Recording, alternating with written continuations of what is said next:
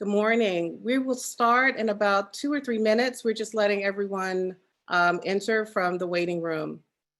We'll get started in about 3 minutes.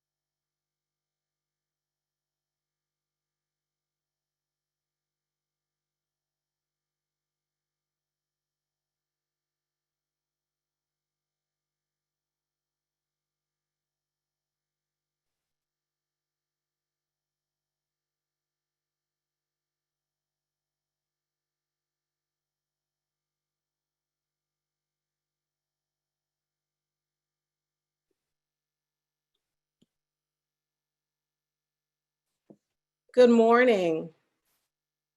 Hope you can hear me.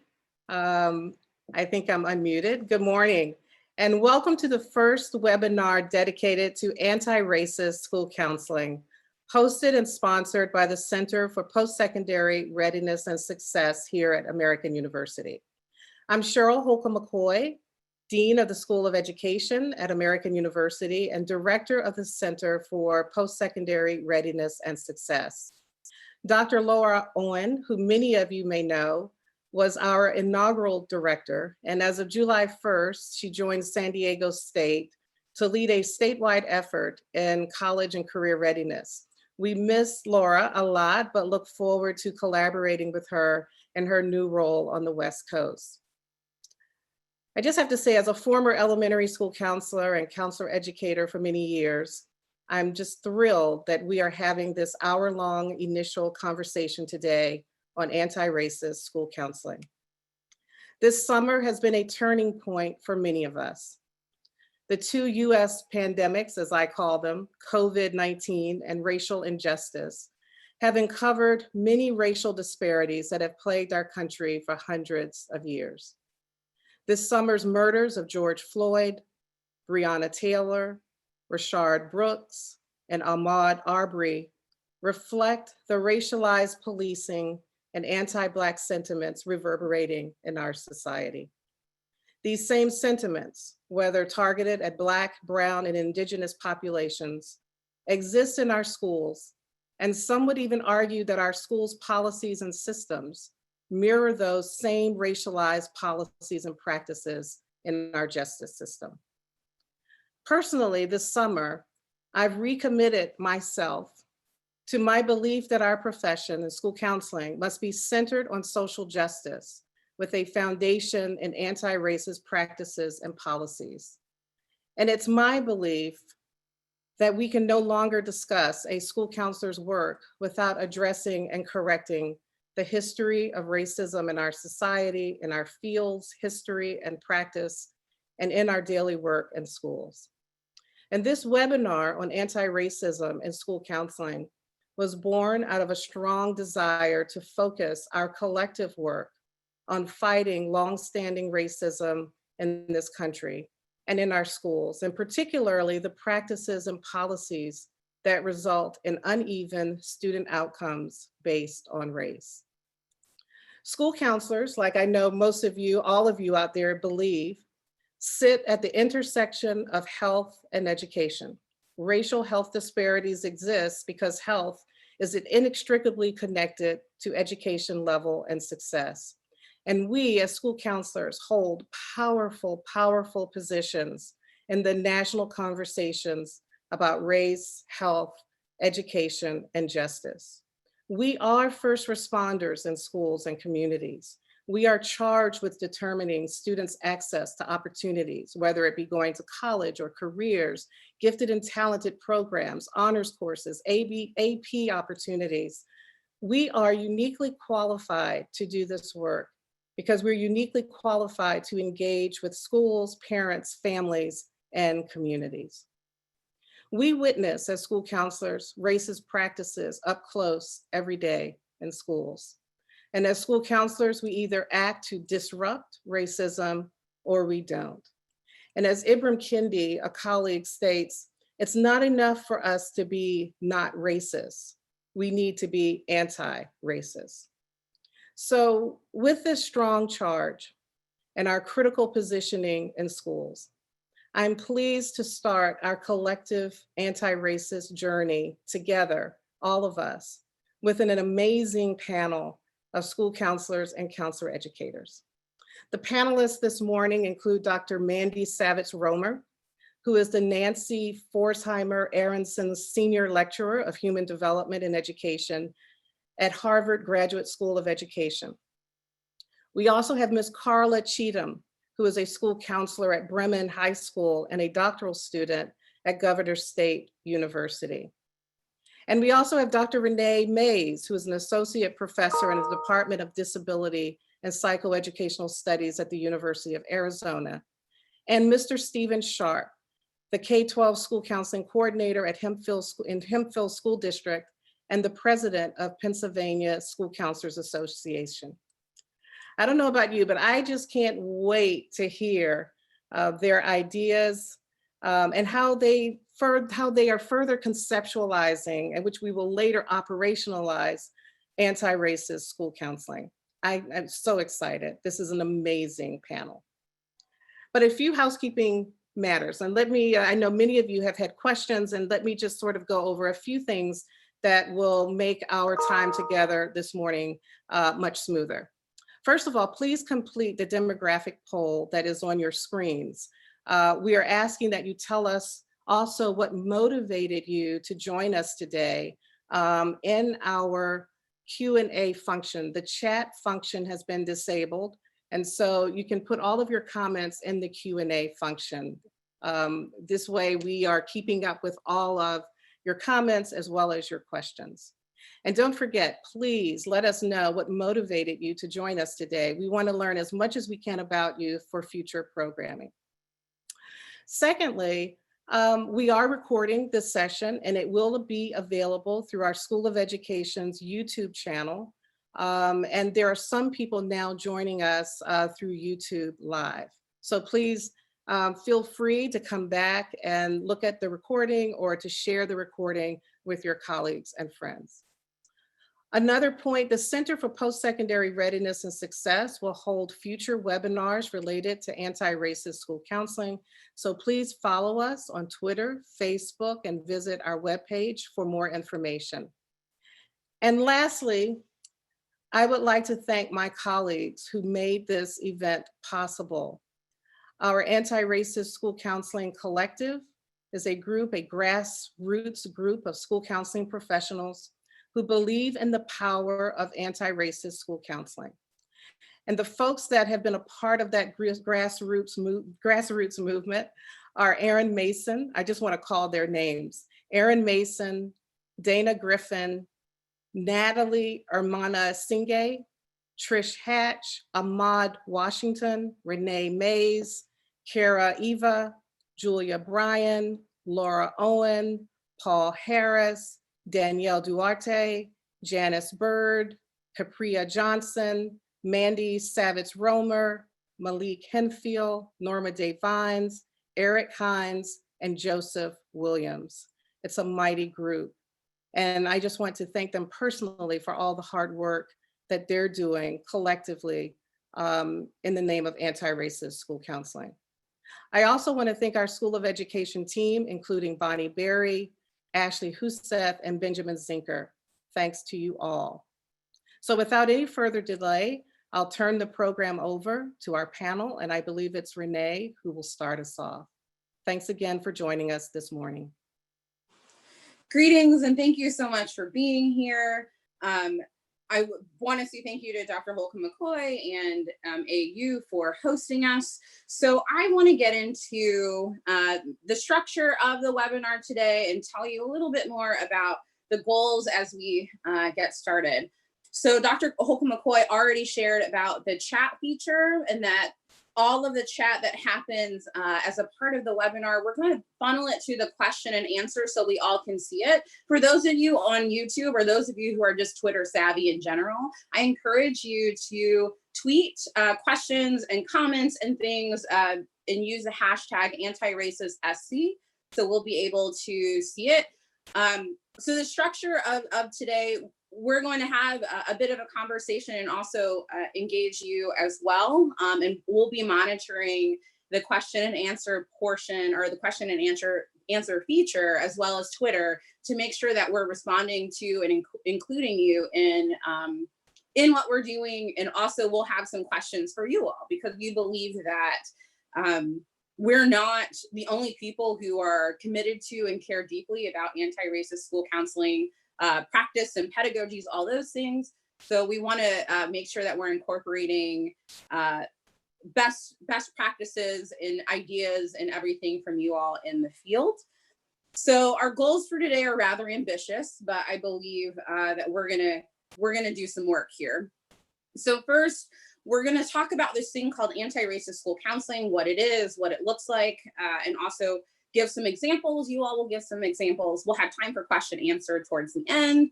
And also, we think that it's really important that we all engage in a critical process to understand just our own, where we're at in terms of our readiness to engage in this kind of work, because we're all coming at this from very different places. So I will kick it over to Mandy to get us started. Thank you.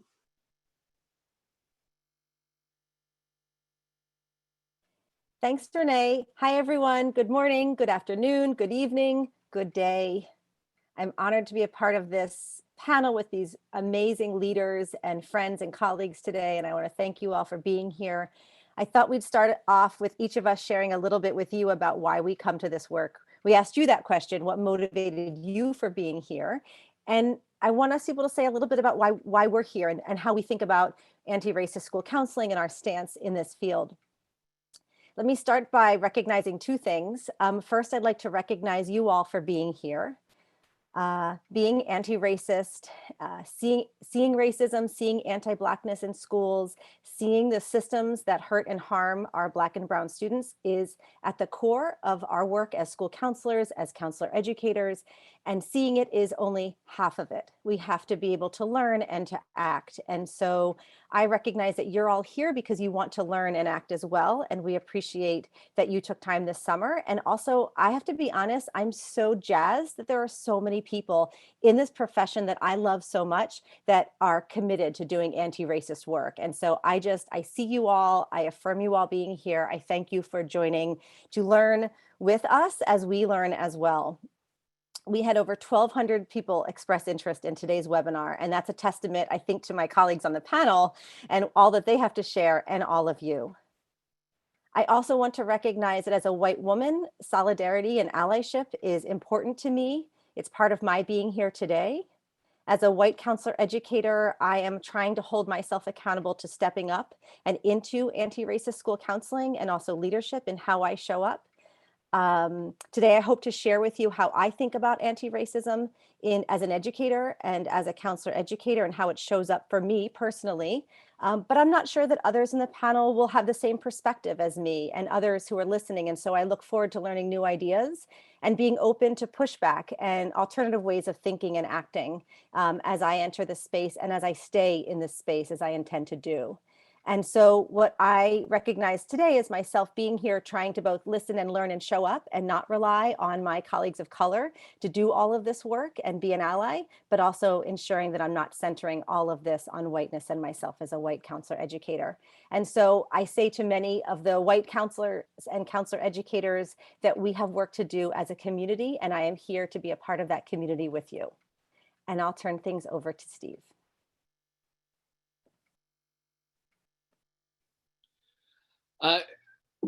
So as we jump into it, if we're to have a solid understanding as far as anti-racist practice, one of the ways that we can understand anti-racist practice distinctly from other diversity, equity, and inclusion work is to understand the oppression cycle. When we talk about the oppression cycle is manifested in 4 distinct ways. First, what we have are stereotypes. Stereotypes are the messages that we carry. These are sometimes absorbed as far as different things, as far as messages as far as groups or individuals, and sometimes we're attached to those from systems to individual groups. Then in addition to that, I'm looking at the group right now. I jumped ahead, didn't I? I'm gonna keep going. Keep going, this is great. Let's do it. Sometimes we can manifest and increase and solidify those into more concrete thoughts, prejudgments, if we can, prejudice. Those thoughts then we can transform into sometimes being actions, things that we'll transform as treating those groups differently. But it's when those actions are laid across systems or structures, this is when we talk about systems of oppression. Systems of oppression, again, these are horizontal. They go across many different areas. In addition to that, they're vertical. They go across time. These systems of oppression, in addition to that, we have to understand that it's a cycle, that these cycles aren't like a ladder where you start with stereotypes, emerge into prejudice, and then lend itself to discrimination and build itself up. But really, those systems can drive and build stereotypes. And this was best illustrated in Ibram Kendi's book, Stamped from the Beginning, or for those who want to remix, Stamped. So these are great opportunities for us to understand that systems, again, lend themselves to building and drawing on stereotypes and prejudice. And the foundations for these systems may not be strictly rooted in racial animus. They may be rooted in things like seeking power or opportunity. And we can revisit that. And if I hypothetically did fast forward, I might do a quick rewind to say, I'm Steve Sharp. I'm a K-12 school counselor doing the daily school counselor hustle. I was doing schedules right before we jumped on this call. Hypothetically, I would go back to that. I've also worked with school counselors to do a secondary anti-racism education group that we call the Leadership Summit. And to be clear to our graduate students, my partners in graduate who helped us to develop it, a shout out to Dana, Matt, and Madeline. They were graduate students at the time who had the vision to really scope out our anti-racist work that we've been doing since 2015. And I will kick it over to Carla.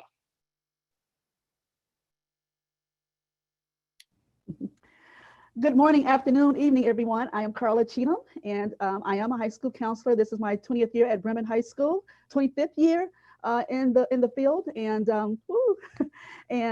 looking to retire after this year and hopefully teach at the collegiate level. We'll see about that. And so I am also, like it was mentioned, I am a doctoral student, and I am the current president of the Illinois Association for Multicultural Counseling.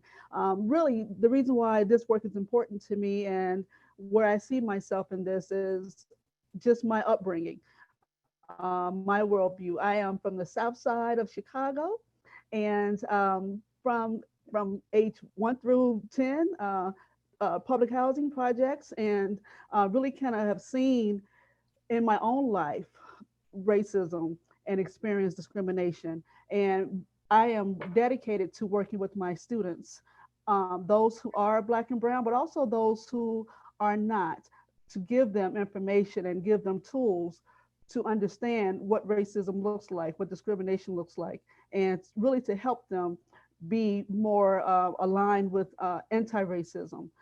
So that is what brought me here, and I am thrilled to see so many people that are here today, and hopefully I'll be learning something as well. I'm going to, I think I'm kicking this over to Maybe Renee to do her introduction, maybe. Yeah, thank you. I was so excited. I pushed us along. So thank you. Yes, okay. Thank you again. My name is Renee Mays. I'm an associate professor at the University of Arizona. I'm interested and I think committed to anti-racist practices, both as a Black woman who is in and working through the struggle, but also because you want to build a better world for Black and Brown, Indigenous, people of color, children of color, and I just can't. I can't make peace with the way that schools are, the way that higher ed is, and the only thing that I know to do is to interrupt and shake stuff out and get. It probably makes people uncomfortable, but when you're doing the right thing, it just makes sense to me. So my commitment here is deep and desire to continue to do this work and to support other folks doing this work. So I'm really glad to be here and thank you so much. I think we are ready to start talking more about definitions and getting into more of the content piece. So I'm going to kick it over to Steve to talk more about oppression and bias. I really am interested to hear what Mandy has to say first, and then we'll go from there. Thanks, Steve. We're so smooth. So I think to start us off, I just want to offer a framing for how we think about the importance of definitions and defining anti-racism. And I think in particular, what we're really mindful of is right now, there's a lot of attention on this topic, and for good reason, for reasons that we've all just described.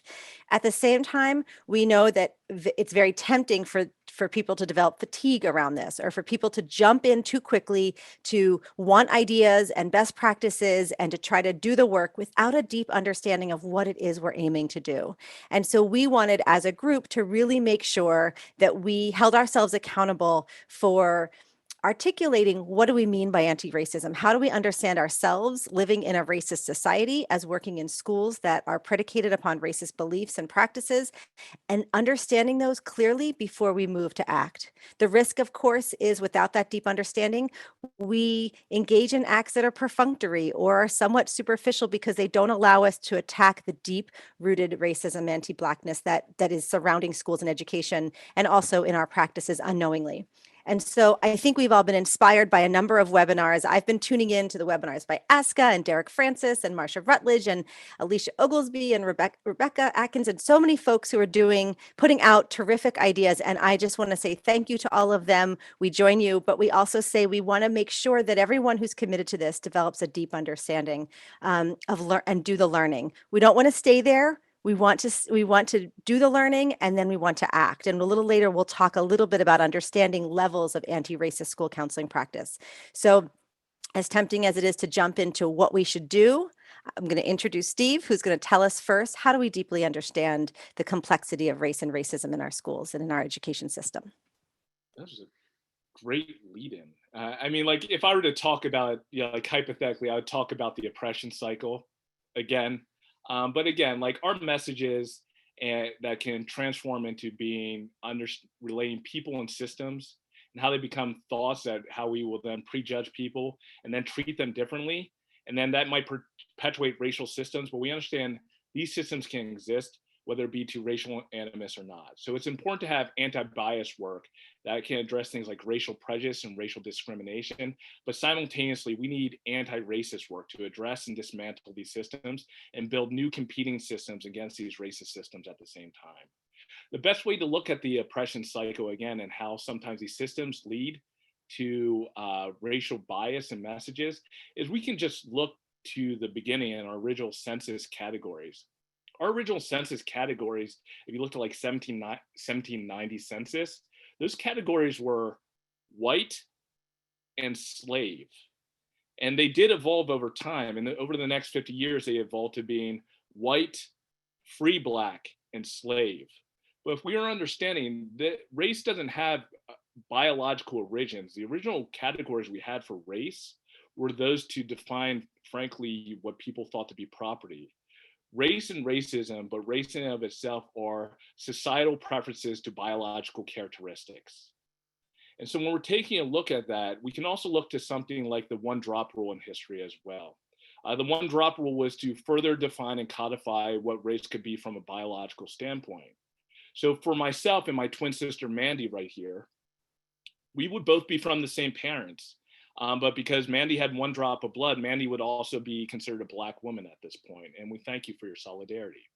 And these rules, again, these would be further developed across time in what would be called slave codes or Black codes. And this would be definitely in the South, they'd be called slave codes, but Black codes existed and they had some of the same language and tools. Again, using race as a way to codify laws and who could have access to society. Like the first slave codes that came into place were actually Black codes before slavery was, and this was around like 1660, I want to say. And those were against two primary areas, Black and white coupling and forbidding Blacks from owning firearms at that point. Again, who has access to society and who has access to these things are one of the foundational ways. And to be clear, the vestiges of these Black codes still exist today and echo into things like criminal justice, into housing, and subsequently by relationship into education. But Carla can talk more. And yes, as Steve just mentioned, schools are microcosms of society. And when we look at our school system, like he just said, he stole a little bit of my thunder, I think, but but looking at education and housing and criminal justice system and looking at economics, looking at medical issues and healthcare, all of that surrounding, we find that in schools and we find the discrepancies of that in schools. And when you look at some of the economics, and really another thing that is a factor is redlining that took place. Now it's not on the books as much, but it still has the remnants of what happened before. So you see Black and brown people, students in certain areas where there is not a lot of economic progress, healthcare disparities, food and food deserts, all of that in one area. Those students are in our schools. And it's important to understand as school counselors, especially school counselors who may not have come from that background, what we have in our building and the importance of fighting against a system that is blaming the students themselves or the families themselves. Maybe they don't think students are working hard enough. Maybe they don't think students are, maybe they think they're being lazy, but they're not understanding that the system has been set up against them since its inception. So when you look at the criminal justice system and you look at some of our students who disproportionately Black and brown, who are products of higher expulsions or other disciplinary issues, when you look at that, when you look at them maybe more geared toward alternative placement, because they are criminalizing students based on historical issues that have come up. And so another thing is lack of resources in certain areas. Technology, we mentioned about the two pandemics, and with COVID present now, there has been such a push. This has always been there. The digital divide has always been there. But now it is coming up more because of COVID-19 and students needed to learn remotely more than likely. So that is other issues. It's a broken system. Our students are faced with erased culture. They don't see themselves reflected in the school books. I sound very dated when I say school books, textbooks, books, online, however they're learning, they don't really see themselves reflected in that, or they're invisible. And if we're not understanding the history of what is now taking place in our schools, we are working at a deficit and we're harming our students. And so it is important that um, we recognize, as Steve mentioned, the cycle, the stereotypes and the prejudice, discrimination and racism, and how that plays a part in our schools. Also, I do know as a graduate student many years ago, I really only had one class in diversity. And so that was not enough. It's not enough to really work through these systems and address these issues. And so it is so refreshing to see so many people that have signed up for not just this webinar, but there's so many different webinars out there that are addressing some of these issues. And it is important that we're doing this work. And so I would say, looking at the inequities and discrepancies between spending, I don't know if I mentioned that or not, but between spending per student, when you look at middle class, upper class, and when you're looking at those issues, lack of spending in our schools that affect Black and Brown students. And so I think I am now sending this to, no, maybe not, to Mandy. Yes, I am, to Mandy. Okay, I'll jump in. I appreciate your sentiments, Carla, and also naming for us just how widespread the complex issues are beyond education to housing to public health. And you're really drawing, I think, just the reverberations of our work as educators and the impact that it has more broadly.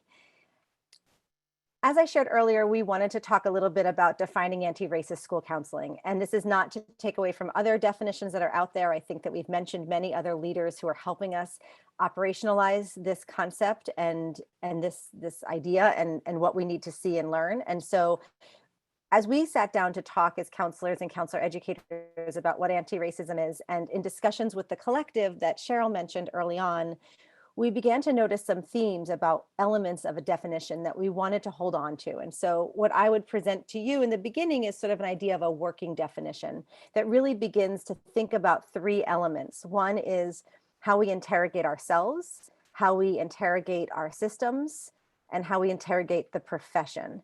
And that is not meant to be an exhaustive list, but there are three categories that we think relate to how we understand this. And it begins with interrogation of self. And I'll start there, and then I'll pass to my colleagues to talk a little bit more about the other elements. But beginning with interrogation of self, I think we start from a place, and I begin from a stance that this is a lifelong process. This is not one webinar's worth of learning. If you're a counselor, then you went through a graduate program that I trust put a heavy emphasis on reflection and understanding your bias and understanding the ways in which you've internalized and you've been socialized to see and to not see racism. And so we recognize that interrogation of self means really understanding who you are and the lens that you've used throughout your life. This means recognizing that we've internalized racist beliefs, and we ourselves have been racist. We have racist thoughts. And as we get towards an understanding of different levels, we recognize that we may still be sitting in a place where we might be very committed in theory to anti-racism, but we are still perpetuating racism in schools and in our practices. And so this is not a once and done. This is a continuous process that begins and ends with action. So to know yourself and become fully aware of the internalization of racism, it's an essential step. It's insufficient. It is not enough. It means we have to learn things, but also unlearn things. And we have to train our eyes to see things that we maybe haven't seen. And as a white counselor educator, that for me means learning about whiteness and understanding how my whiteness has afforded me to see things and not see things. But it also means taking active steps to understand what stories I don't know and what lived experiences are not known to me, and what I can understand and what I can't understand.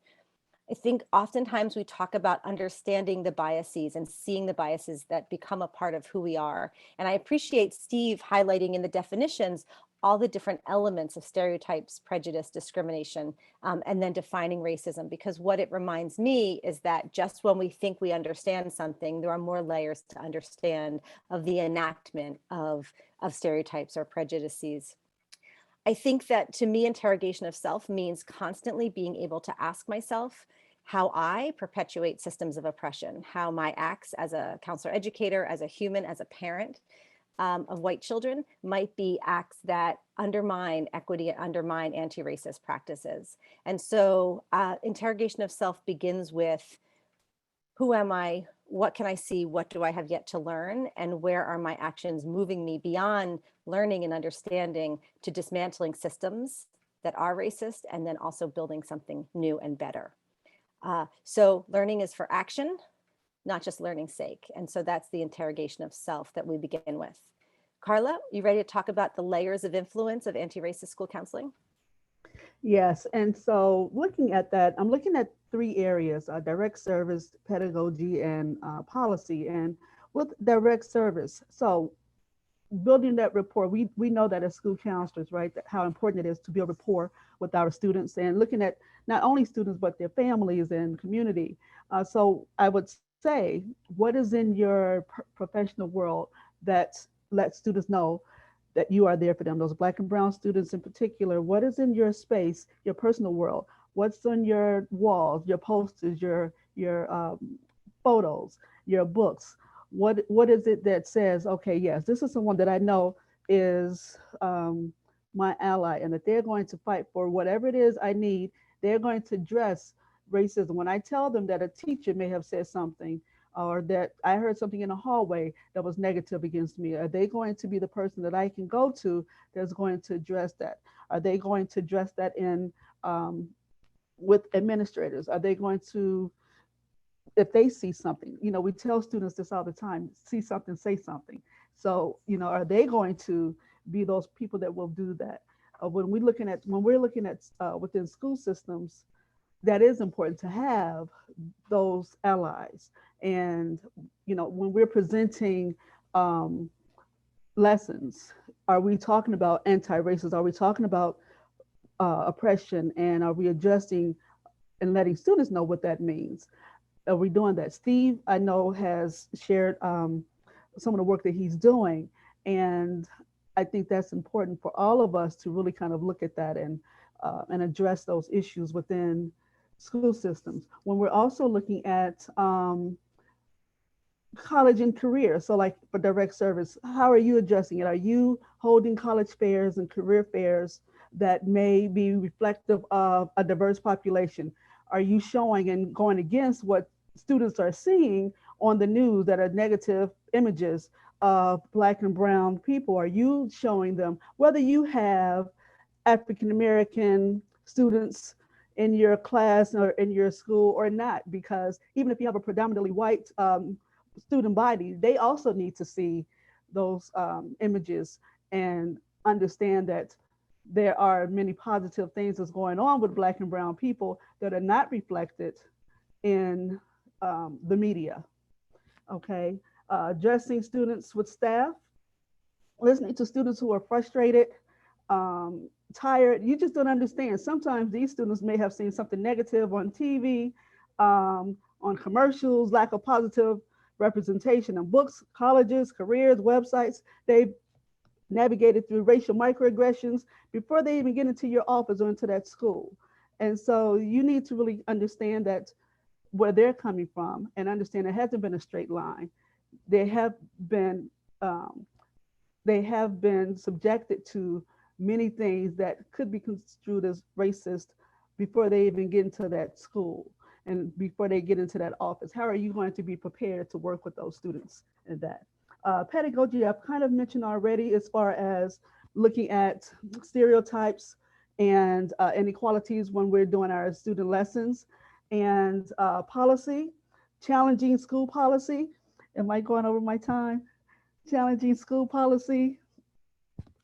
And, being able to look at legislature And I am going to pass it over to I'm gonna Steve. just, yeah, I mean, like, Carl, you're doing such a great job and you're covering everything. I'm gonna be honest with you. I could listen to you forever. But like, if we're talking about like distilling it down to focusing on the students, what we know is if you look to what is becoming a very rich and emerging body of research is the student outcomes are enormous. What we are actually building is capacity and agency for our students to understand and see the systems, and so that they can navigate the waters instead of just be thrown about inside them. The outcomes for students, in addition to having clear and demonstrated multi-replicated studies as far as bridging the achievement gap, it also has been demonstrated in certain studies to also decrease as far as crystallization or foreclosure when it comes to career interests, and in addition to that, mitigate a range of other at-risk factors for students. And so there's really, if we want the best for our students, if we want to empower our students, providing them with anti-oppression education is really one of the best tools that we can do. To understand that one of the best frameworks that we could do to navigate that would probably be the tolerance anti-bias framework. Like, our students can explore identity, and by identity I mean they can demonstrate self-awareness, confidence, family pride, and positive social identities. In addition to that, they can embrace diversity, which means to express comfort and joy with human diversity and have accurate language for human differences and deep caring for human connections. In addition to that, they can definitely advocate for justice, which means increasingly recognize unfairness when it's presented in front of them and have the language to describe it and understand how it hurts other people. And then finally, to take action, to demonstrate empowerment and the skills to act, whether it's with other people or alone, against prejudice and discrimination in systems.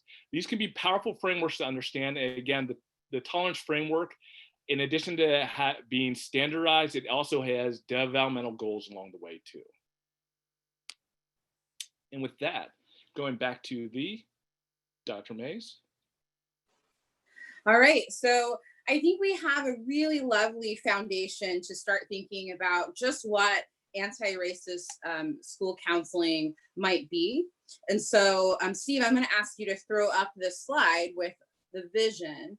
So we got together and thought more about what might this look like, right? And so I think it's really important to first and foremost think about, so school counseling in terms of thinking about being anti-racist in practice, you first have to start with understanding that the students, the families, the communities that you are working with, they are whole and human. So many times I think we start in and we say, well, where's the gap and what's wrong? And we forget to recognize that we're working with human beings who are wonderful and beautiful and smart and capable of so much. And so we want to first center that, and then also move into actual practices. So Mandy mentioned before that there are kind of these different ways that we interrogate, right? So we're interrogating ourselves, interrogating professional practice, interrogating systems. We're doing all of those things, right? And so we're learning and working to understand, but we can't do all of that and not follow it up with action, right? So the end goal is that we're working to not only dismantle, but create new, better systems that center the wholeness and humanness of students and disrupt the things that happen in our schools and communities, in higher ed, right? So we think of all of those things as being connected. So this isn't just about what happens in K through 12 schools. This is about what happens in communities. This is about what happens in higher ed. This is about what happens nationally. This is about what happens internationally. There's a lot of work to be done. And for us as school counselors, we need to be engaged in it fully. So I'll quickly share this. So Bettina Love, which that's a resource, her book is a resource that I'll share with you all. She talks about, we can't talk about loving children in K through 12 schools, loving children, while also at the same time being okay with children being in cages, right? You don't love children, right? So if you're going to love all children, you have to live it. You have to breathe it, and also recognize that you have blind spots. And how are you leaning into those blind spots to unlearn, as Mandy talked about, to unlearn the things that society ingrained in you, right? So as we think about what this looks like in terms of practice, it's what we do, as Carla said, in direct service. So what we're doing with children and adolescents. Are we doing social emotional learning? Is it social emotional learning to teach compliance, or is it social emotional learning to teach empowerment and emancipatory, right? How are we actually training school counselors? Carla hit on this too. I only had one multicultural counseling course. And I would bet that many of the counseling theories that we all learned are from dead white guys. There's a whole field of psychology, all different kinds of folks are writing about counseling and what we do. We don't learn about that. So how are we learning about that now and incorporating that into what we do? It's about policy, right? So we think about zero tolerance policies, or we might think about who gets to take AP courses, or who gets into special education. Are those perpetuating a system, or are they interrupting a system? So those are things to think about as we move forward. I want maybe to ask Carla and Steve to briefly share one example, and also encourage folks in the chat who are in the webinar itself to share some examples of practices or ideas that you have towards anti-racist school counseling and engagement. So what are some things that you do? If you are on YouTube, please share that in the Twitter and use the hashtag anti-racist SC, right? The hashtag. So Steve, why don't you start? Yeah, if there were to be one practice, whether it be an educational institution, whether it be a school counselors association, state or national, whether it be any other educational entity, having a found equity policy talking about what data points you're collecting, what educational training you're having along lines of anti-oppression work, these would be foundational pieces. And also for student work, I would say anti-bias intergroup dialogues are also good. And we have that in the resources. I would also say, if you have an intern, if you are working with someone and you're supervising them, I would say to make sure that you are being a role model and displaying anti-racist work, so that they will then be able to take that on to their school, wherever they're going. I think that is really important. That's my toned down version.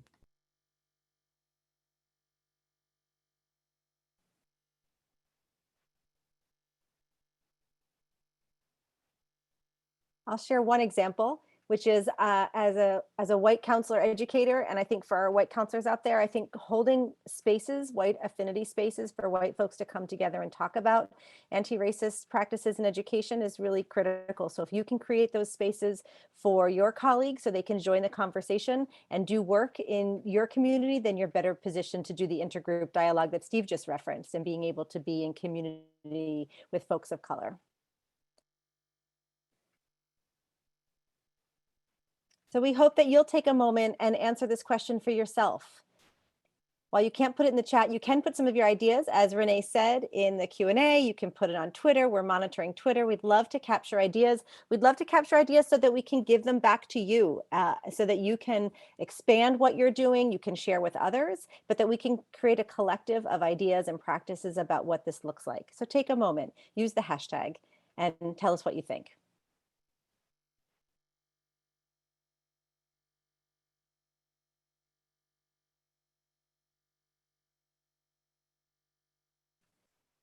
And as you're doing that, please also, we'd love to hear your questions. So as you're putting questions into the chat, we'll be monitoring those. And I think as we transition to some question and answer.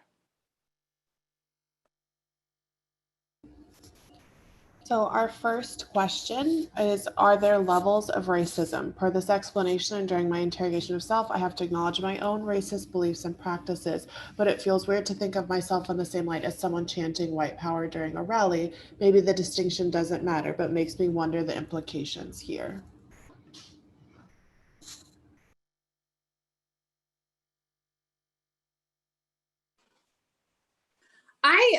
I appreciate that question. I know that it can be uncomfortable to think about the way that our racism might be linked to someone who is very overt my question to you would be, well, is the impact different?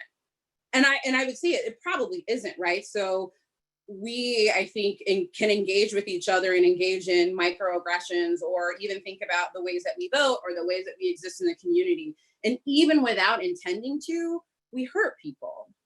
We hurt people, and we perpetuate the racist system that is in place. And so I'm not sure that degrees of racism are a place to maybe get stuck, but perhaps a place to really center yourself is, how am I unlearning that stuff while also going into action? We're running really low on time, and I knew this would happen because we're so excited and there's so much stuff to talk about. But one thing that maybe might help to think about where you're at. So we kind of conceptualize this idea that this work is important and it's cyclical. And so rather than thinking of things as being in a hierarchy, we think of it maybe as more of, we exist and we're working in a corkscrew, right? So we're at perhaps hopefully the very beginning. We're reflecting, we're learning, we're interrupting systems, we're creating systems. Then we come back to reflecting, continued learning, interrupting systems, and creating systems. So I think that it's less about ending up completely at a level 4, right? Or where you're creating systems, but that you're existing in a space in which you're doing all 4 of these things all at the same time. So I'm a firm believer that you can't dismantle what you don't know. You can't dismantle what you don't understand. And so if you are ready and quick to jump into action, it's very possible that you are going to recreate those systems that are oppressive. And so it's really important that you do reflect and you learn. So what are you reading? I love that right now there are a lot of folks joining book clubs. That's awesome. Do it. But don't let that stop you from actually engaging in action. Anti-racist work is about action, right? So we're learning and we're doing.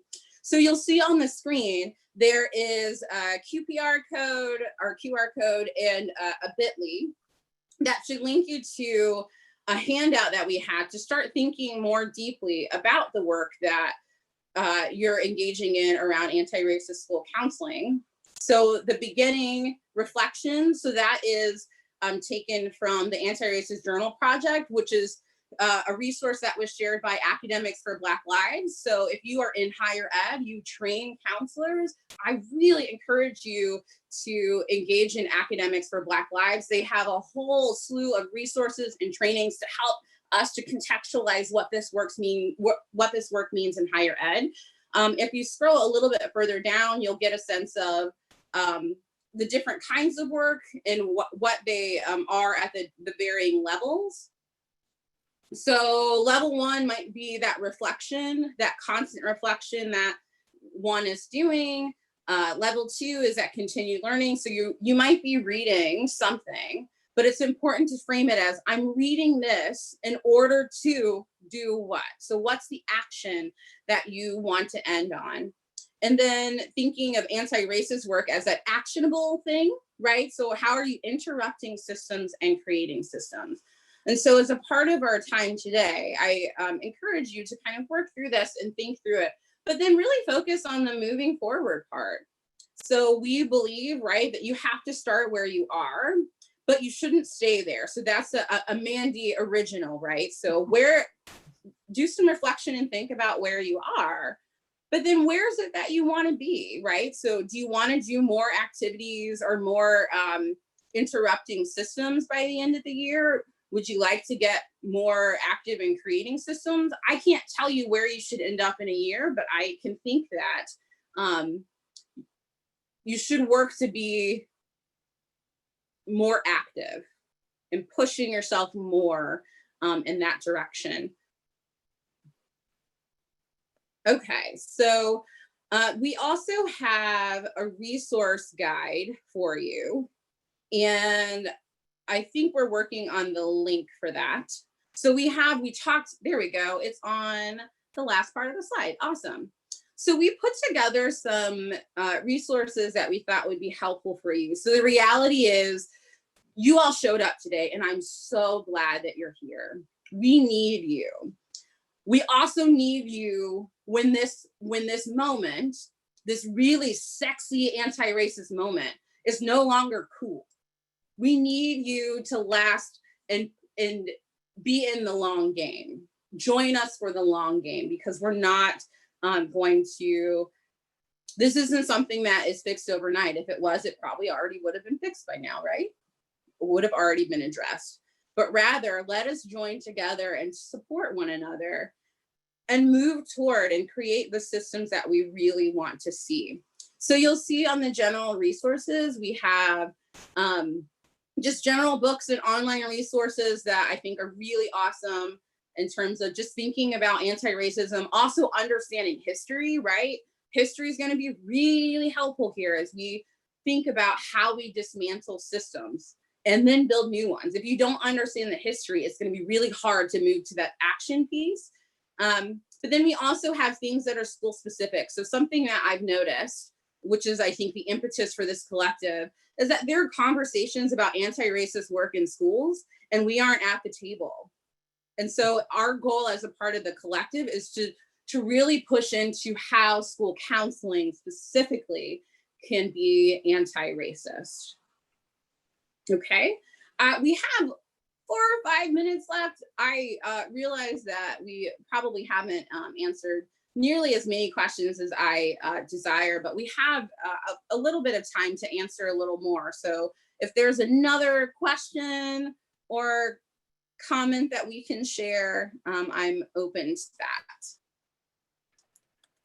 We have a question. What are some resources I can view or access to address the racism that occurs in my school and community?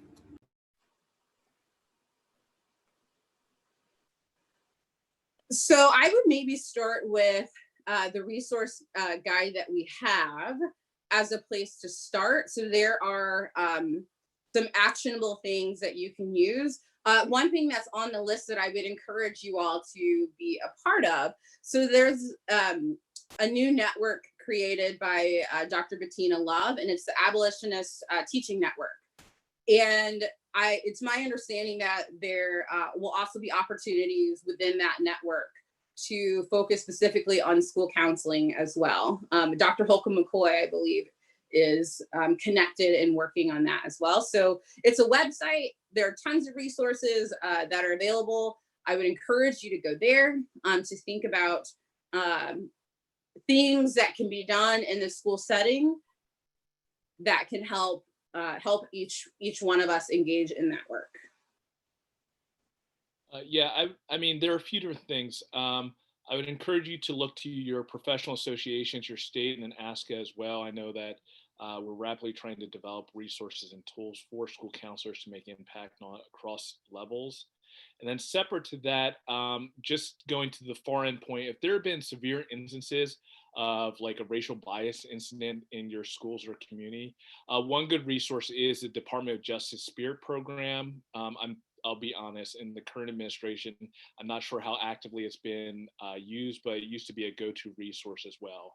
For instructional materials, I have a preference for tolerance.org. Teaching Tolerance is the go-to place when it comes to instructional and educational materials. And again, as school counselors, we know prevention and education can be one of our active tools, but especially in anti-racist work, what are the outcomes, what are the actions we're trying to lead towards?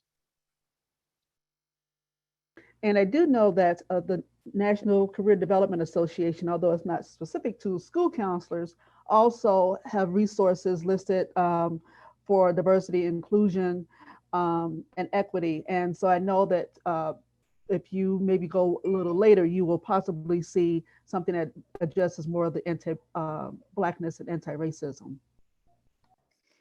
And I will just add that I think there are lots of resources out there. People are sharing lots of things on Twitter and other forms of social media. Follow different people. Find people who have different ideas than you, who are at different points along the developmental process, who are at different points in developing their anti-racist understanding and actions. Follow them, see what they're putting at. Great to host book clubs. I think that's a start. I think make sure that if you're going to do that, that you include action steps after each one and that you find people who can help hold you accountable for showing up. And I was going to say, make sure that you're stepping out of your comfort zone because that's what this work entails. And so if you see someone doing something that may seem overwhelming, that's okay. You start, like you said, where you are, but make sure that you move toward action. So as I'm realizing that the time is noon, and I'm noon on the East Coast, and I am bummed that we probably should be wrapping up. I do want to say that, as Dr. Holcomb McCoy mentioned early on, this is not a one-off. There will be more opportunities to engage in more webinars, and gain more resources and work together and collaborate towards this end. So the Anti-Racist School Counseling Collective is planning on having a whole host of webinars that are geared towards seeing this stuff in action, and also meant to be a bit more developmental. So you might keep an eye on the American University website to see the next webinars that are coming. And then I encourage you to engage. So this work only lives if you push it out. So I really thank you everyone for coming. You should be getting a post-evaluation, and in that post-evaluation, certainly give us feedback. But also there should be a question about webinars that you would be interested in. So we're going to be looking at that to focus the next things on things that you desire and you want. And also this webinar is recorded, and so it is forever locked in time and will be available afterwards. So I think you'll probably get a link. And it will be live on the Center for Postsecondary Readiness and Success website. So there are tons of resources. Please follow us on social media. So the Center for Postsecondary Readiness and Success will continue to post and share things about this work. Keep using the hashtag, keep the conversation going. And I actually, so perhaps here's a theme, here's a challenge. So as you all are walking away, and you might look at the handout, post to Twitter using the Antiracist SC hashtag, one or two things that you're going to focus on this year in terms of your anti-racist school counseling work. Let's engage in that conversation, and let's support each other as we keep moving forward here. Thank you all for coming. We really appreciate it.